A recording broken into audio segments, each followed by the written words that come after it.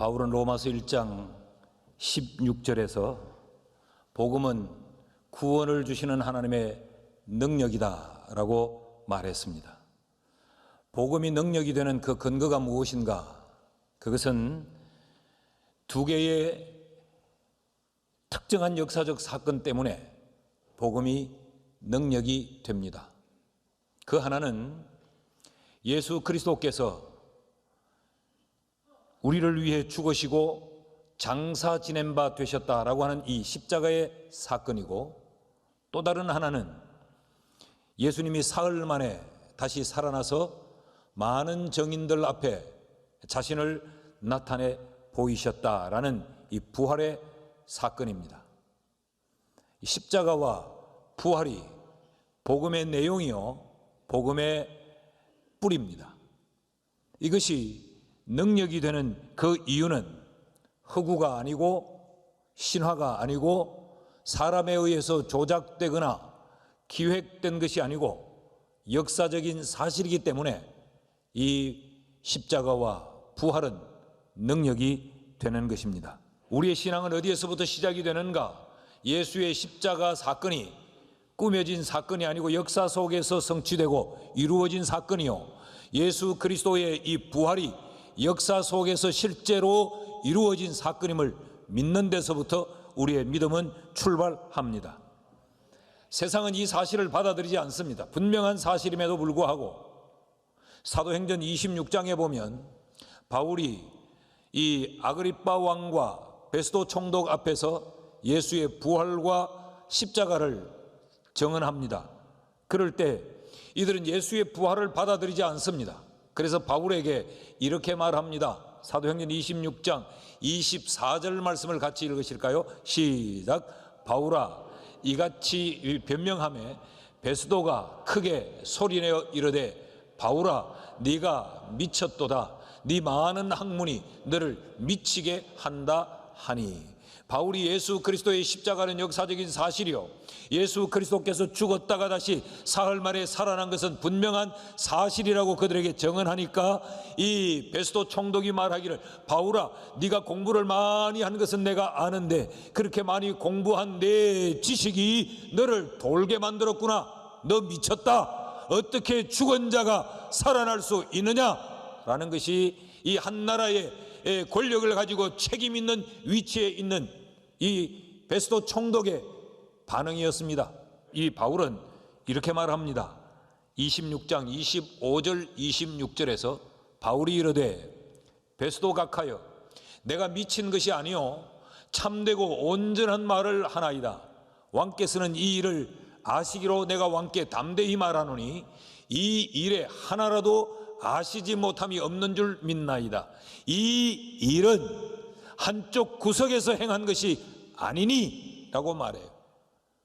어느 한쪽 구석에서 지극히 소수의 사람들에 의해 조작되고 기획된 것이 아니고 이것은 만천하가 알 수 있도록 역사의 무대 한가운데서 이루어진 역사적인 사실입니다 라는 것이 바울의 공포였습니다. 고린도전서 15장 3절에서 8절 말씀을 보면 성경이 이렇게 기록하고 있어요.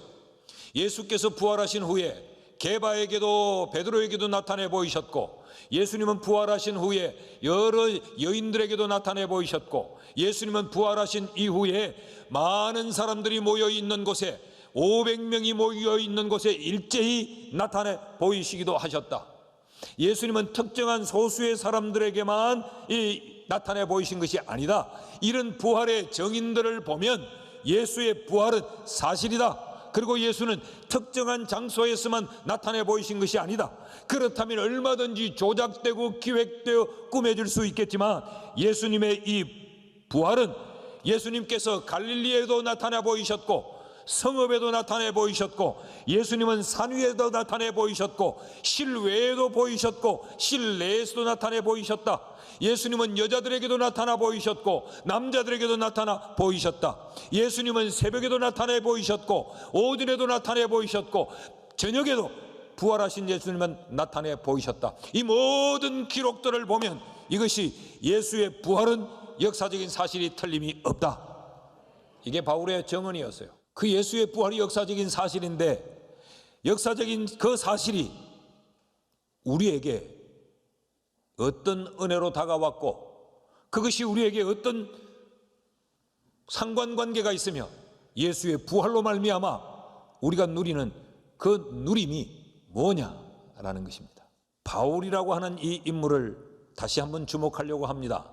21절 말씀을 같이 읽습니다. 시작. 여러 사람이 오래 먹지 못하였음에 바울이 가운데 서서 말하되, 여러분이여 그레데에서 떠나지 아니하여 이 타격과 손상을 면하였더라면 좋을 뻔하였느니라. 여러 사람이 먹지 못하매, 이 말은 이들이 어느 정도 상태에 있었는가를 우리에게 보여주는 것입니다. 이들은 지금 절망에 삼키운 바 되었습니다.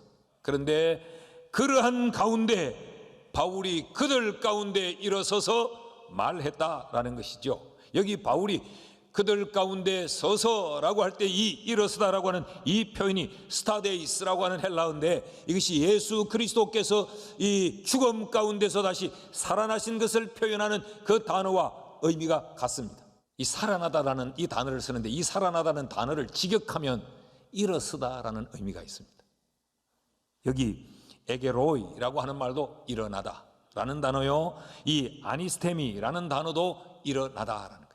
그러니까 직역을 하면 이런 거죠. 예수님은 죽은 지 사흘 만에 일어나셨다, 그런 이야기예요. 그렇다면 지금 바울이 그 처참한 절망의 현장에서 일어섰다라는 모습에서 우리는 절망의 자리, 죽음의 자리에서 다시 일어나신 예수 그리스도를 연상하게 됩니다. 자, 예수님께서 죽음에서 살아나심, 이 일어나심이 우리에게 그럼 어떤 결과를 가져왔는가? 첫째로 우리를 과거로부터 해방시켜 주셨습니다. 어떤 과거인가? 오늘 사도행전에서 좀 봅시다. 27장 21절 말씀을 우리 같이 한번 읽습니다. 시작. 여러 사람이 오래 먹지 못하였음에 바울이 가운데 서서 말하되, 여러분이여 내 말을 듣고 그레데에서 떠나지 아니하여 이 타격과 손상을 면하였더라면 좋을 뻔하였느니라. 그때 바울의 말을 듣고 항해를 계속하지 않았더라면 오늘 이 지경을 만나지 않았을 텐데, 이건 그들에게 치울 수 없는 허물이요, 생각조차 하고 싶지 않는 부끄러움이요, 수치예요. 그러나 바울이 지금 이 말을 하는 것은 너희들이 얼마나 엄청난 실수를 했는지 아냐? 너희들이 이런 허물이 너희들에게 있다, 그들을 책망하려고 하는 것이 아니고, 이 일을 말하고 난 이후 이어지는 바울의 이 선포를 보면 22절 말씀에, 그러나 내가 너희를 다시 권하노니 이제는 안심하라. 너희 중에 아무도 생명에는 아무런 손상이 없겠고 오직 배뿐이리라. 그러니까 지금 21절에 지난날 너희들이 이런 실수가 있지라고 한 것은 그 실수를 지적하는 것이 아니고, 이제는 안심해라. 그 말은 그런 허물이 있고 그런 부끄러움이 있고 그런 수치가 있다 할지라도 이제는 잊어라. 우리가 죽지 않는다, 그런 이야기죠. 바울의 일어섬은 그들의 어제의 허물, 그들의 과거의 수치와 부끄러움을 떠나보내게 만들어 준 겁니다. 해방되게 만들어 줬단 말이죠.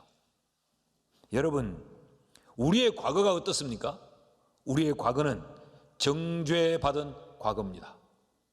어떻게 정죄받았습니까? 죄인으로. 의인은 없나니 하나도 없다고 그랬어요. 우리 모두는 죄인이었어요. 우리가 죄인일 때 그때의 상황이 어떠했느냐? 참 부끄러운 상황이죠. 로마서 5장 21절 말씀을 보면, 이는 죄가 사망 안에서 왕노릇하였다라고 말해요. 그러니까 우리를 사망 안에 가두어 놓고, 우리를 사망 안에 가둔 것은 우리의 죄를 지적하면서예요. 그래서 죄가 왕노릇을 한 것입니다. 우리의 왕은 죄였어요. 그래서 우리는 그 죄 때문에 사망에 갇혀 있었어요. 우리를 사망 안에 가둬놓고 죄가 왕노릇하게 한다는 하나의 세력이 있었습니다. 그 세력이 마귀입니다. 히브리서 2장 14절 말씀을 보면 자녀들은 혈과 육에 속하였음에 그도 또한 같은 모양으로 혈과 육을 함께 지니심은, 예수님을 말해요, 죽음을 통하여 죽음의 세력을 잡은 자 곧 마귀를 멸하시려 함이라. 죽음의 세력을 붙든 존재가 누구냐? 마귀예요. 마귀가 우리의 죄를 거머쥐고 우리를 사망 가운데 가두어 놓았어요. 그리고 죄로 하여금 저들의 왕노릇 해라 라고 말한 거예요. 근본적으로 따지면 우리는 마귀의 종이 되어서 마귀에게 우리의 숨통을 거머쥐켜 사망 안에 갇혀 살던 자가 우리들입니다. 이게 우리의 과거예요. 그런데 예수 그리스도께서 부활하심으로 그 마귀의 세력을 멸하셨습니다. 우리를 죽음과 상관이 없는 자로 만들어 놓으셨어요. 그러므로 여러분, 예수 그리스도의 부활을 믿어 예수의 자녀가 된 우리들에게 마귀는 두려운 존재가 아닙니다. 이것이 예수 부활이 우리에게 가져다 준 엄청난 선물이에요. 마귀는 지금도 우리에게 참소합니다. 너 과거의 죄인 아니야. 너 과거의 죄인 아니야. 너 과거에 이렇게 허물지고 이렇게 부끄러운 존재 아니야. 우리의 지난날 과거를 가지고 마귀는 끊임없이 우리를 참소하고 우리를 쥐어잡고 흔들고 왕노릇하려고 해요. 그러나 예수 그리스도의 부활이 그 세력을 우리에게서 멸하셨습니다. 자유할 수 있기를 축복합니다. 고린도전서 15장 25절 26절 같이 한번 읽을까요? 시작. 그가 모든 원수를 그 발 아래에 둘 때까지 반드시 왕노릇하리니 맨 나중에 멸망받을 원수는 사망이니라. 이제는 하나님이 우리에게 왕노릇하세요. 그리고 사망을 멸해버렸어요. 죄의 삭신 사망을 멸했어요. 이게 얼마나 큰 자유예요. 예수 그리스도의 부활로 우리가 과거로부터 자유를 얻었어요. 죄로부터 자유를 얻었어요. 죽음으로부터 자유를 얻었어요. 마귀로부터 자유를 얻었어요. 둘째로, 예수의 부활이 우리에게 어떤 은혜를 가져왔느냐? 과거로부터 우리가 해방되는 이 놀라운 은혜를 허락했을 뿐만 아니라 오늘 현재에 대하여서 두려움을 떨쳐버리고 안심할 수 있도록 만들어 주셨습니다. 여러분, 이 어제의 문제가 해결된다고 해서 오늘의 문제가 반드시 해결되는 건 아니잖아요. 지금 알렉산드리아호에 타고 있던 이 사람들이 이 유라굴로 광풍을 만난 원인이 뭐죠? 어제 때문 아닙니까? 어제 바울이, 지난날 바울이 항해를 계속해서는 안 된다라고 했는데 그들의 고집, 그들의 욕심이 작동해서 그 항해를 계속하다가 지금 이 일을 만난 거 아니에요. 이 유라굴로 광풍을 만난 알렉산드리아호와 그 배에 타고 있는 이 사람들은 오늘 이 시대를 살아가고 있는 인생들의 모습입니다. 그들은 왜 그 항해를 계속 고집했을까요? 그들의 유익을 위해서 고집했죠. 그래서 빨리 가야 그들은 그 화물을 내리고 돈을 굴리고 자기들의 더 유익하라고 생각했죠. 그래서 이들이 다수결로 머리를 맞대어 논의해서 얻어낸 결과가 그 결과 아니었습니까? 그런데 그로 인하여 오늘 이런 어려움을 만나고 있는 거죠. 오늘 이 땅을 한번 보십시오. 끊임없이 이 땅에 살아가는 사람들은 행복을 추구합니다. 우리의 유익을 추구한단 말이죠. 그래서 연구하고, 그래서 발전시키고, 그래서 개선하고 피땀을 흘리면서 우리가 살아가죠. 그런데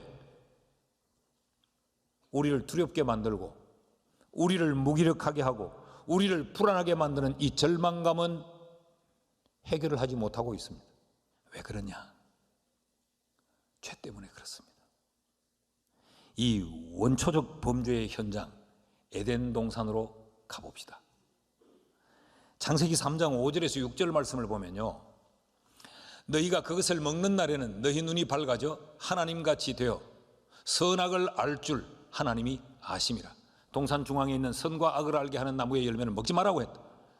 그런데 여자가 그 나무를 본즉 먹음직도 하고 보암직도 하고 지혜롭게 할 만큼 탐스럽기도 한 나무인지라.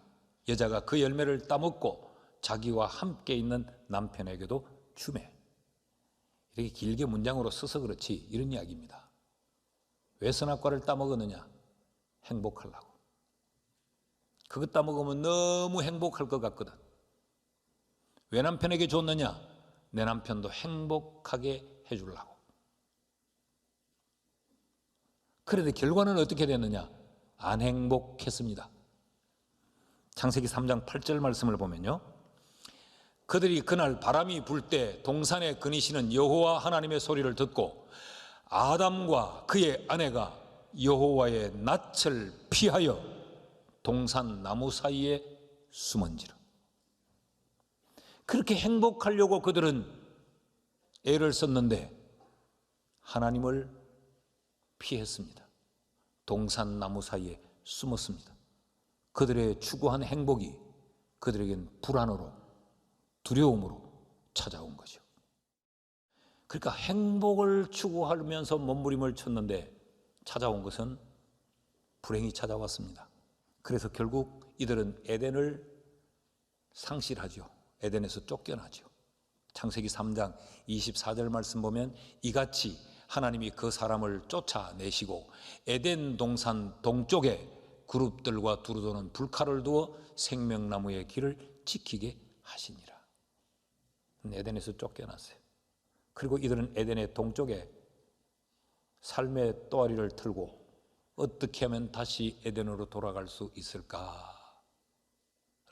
목말라 하는 거죠. 낙원을 잃어버린 실낙원의 인생이 되고 맙니다. 그 이후 인생들은 그 낙원을 다시 회복하기 위하여 복낙원을 꿈꾸면서 온갖 몸부림을 치고 있는 거예요. 여러분, 에덴의 동쪽은 참 아름다운 그런 서사적 표현인 것 들려지지만 저주의 표시입니다.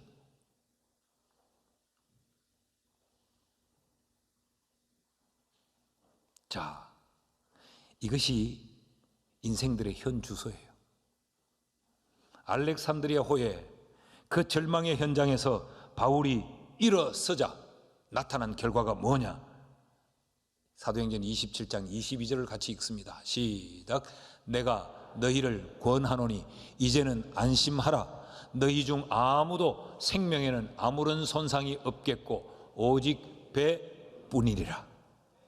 바울이 모두가 죽음에 삼키어 있던 그 상황에서 일어서니까 그들에게 희망이 선포돼요. 어떤 희망? 안 죽는다, 안심해라 라는 거죠.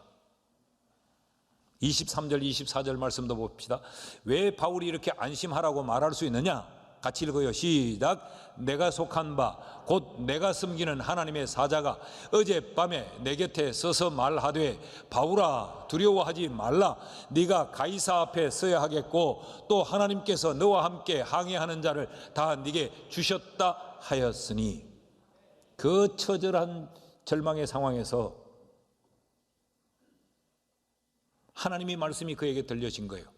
그 하나님으로 인하여서 바울은 일어섰고 바울이 일어섬으로 말미암아 그들에게 희망이 전달되고 있는 겁니다. 이것이 죽음에서 일어나신 예수 그리스도로 말미암아 우리가 누리는 오늘의 은혜요 복입니다. 요한복음 11장 25절 26절 말씀을 읽어보실까요? 시작. 예수께서 이르시되 나는 부활이요 생명이니 나를 믿는 자는 죽어도 살겠고 무릇 살아서 나를 믿는 자는 영원히 죽지 아니하리니 이것을 내가 믿느냐? 알렉산드리아 호의 이 상황과 너무도 똑같지 않아요? 내가 부활이요 내가 생명이다. 그러니 너 날 믿으면 죽지 않는다. 그러므로 오늘 유라굴로 광풍에 휩싸여 있을지라도, 세상의 모든 사람이 두려워 벌벌 떨고 있을지라도 너는 안심할 수 있다. 이것이 부활의 은총입니다. 부활하신 주님께서 첫 일성이 뭐냐? 안심해라 라는 것이었어요. 내가 죽었다가 죽음에서 일어났으니까 뭘 더 두려워할 게 있냐? 안심해라 라 했어요. 요한복음 20장 19절 말씀 읽어보시겠습니까? 시작. 이날 곧 안식 후 첫날 저녁 때에 제자들이 유대인들을 두려워하여 모인 곳에 문들을 닫았더니 예수께서 오사 가운데 서서 이르시되 너희에게 평강이 있을지어다. 여기 너희는 누굽니까? 두려움에 떨고 있던 제자들. 그래서 문들을 꽁꽁 걸어 잠그고 숨죽이고 있던 그들, 예수께서 부활하셔서 그들을 찾아오십니다. 그리고 그들에게 말씀하시기를 평안하라. Peace be with you. 이 말은 너희는 그냥 평안해야 된다. 너희가 평안을 만들라는 이야기가, 너희는 평안을 누리는 그 존재다. 그런 이야기예요. 왜? 내가 죽음 이기고 살아났으니까. 사도행전 27장 24절을 보면 이 세 번째 우리에게 교훈을 던져주고 있는데, 그 세 번째 교훈은 미래를 향한 확신을 우리에게 던져주고 있습니다. 사도행전 27장 4절을 같이 한번 읽습니다. 27장 24절 시작. 바울아 두려워하지 말라. 네가 가이사 앞에 서야 하겠고 또 하나님께서 너와 함께 항해하는 자를 다 네게 주셨다 하였으니. 이 말은 무슨 이야기입니까? 지금 바울이 어디를 가고 있습니까? 로마의 가이사 황제를 만나러 가는 중이죠. 그런데 가다가 지금 풍랑을 만나서 가이사 황제를 만나기는커녕 지금 죽게 됐습니다. 그런데 주님께서 말씀하시기를 가이사 앞에 너는 반드시 설 것이다. 내가 너를 데려다 놓을 것이다 라는 말씀을 주셨어요. 26절 말씀 보십시오. 그런즉 주께서 그렇게 말씀하셨기에 우리가 반드시 한 섬에 걸리리라. 여러분, 이 표현이 너무 멋있어요. 주님이 우리의 미래를 보장하시겠다고 말씀하셨기에 나를 저 로마에 도착하게 하겠다고 말씀하셨기 때문에, 그러므로 이 지중해 바다에 우리는 수장되지 않는다. 이 유라굴로 광풍에 떠밀리다가 그냥 바다에 빠져 물고기 밥이 되고 마는 것이 아니다. 반드시 우리는 어느 한 섬에 걸려 우리의 생명은 보장을 받을 것이다. 여러분, 이 확신이 그들에게 얼마나 대단했겠어요. 내일에 대한 이 확신. 그러니까 바울이 일어선 것은요, 바울 개인에게만 해당된 게 아니에요. 바울이 일어섬으로 말미암아 거기 절망에 삼키워져 있던 그 바울을 제외한 275명 그들 모두가 다 내일에 대한 확신을 가지게 된 거예요. 예수 그리스도가 죽음에서 일어남으로 예수만 부활하고 끝난 것이 아니라 예수의 부활하심으로 말미암아 그를 믿는 모든 사람이 다 부활에 대한 소망을 가지게 된 것입니다. 그러므로 부활하신 주님께서 제자들에게 주신 말씀을 기억해 보십시오. 요한복음 14장 1절에서 3절 말씀입니다. 잘 들어보시죠. 너희는 마음에 근심하지 말라. 이 말은 오늘 근심할 일들이 많다는 거죠. 그럼에도 불구하고 근심하지 말라. 하나님을 믿으니 또 죽음을 이기고 일어난 나를 믿으라.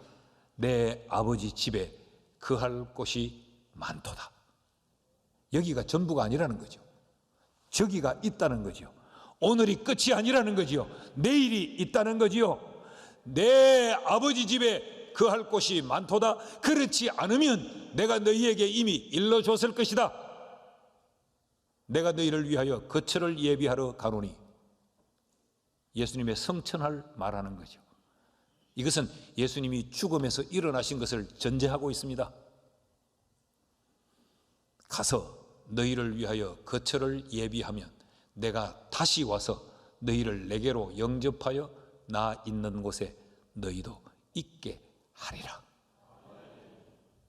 이 말은 너희는 내일을 염려하고 걱정할 것이 없다는 것이죠. 내가 너희의 내일을 보장한다는 이야기입니다.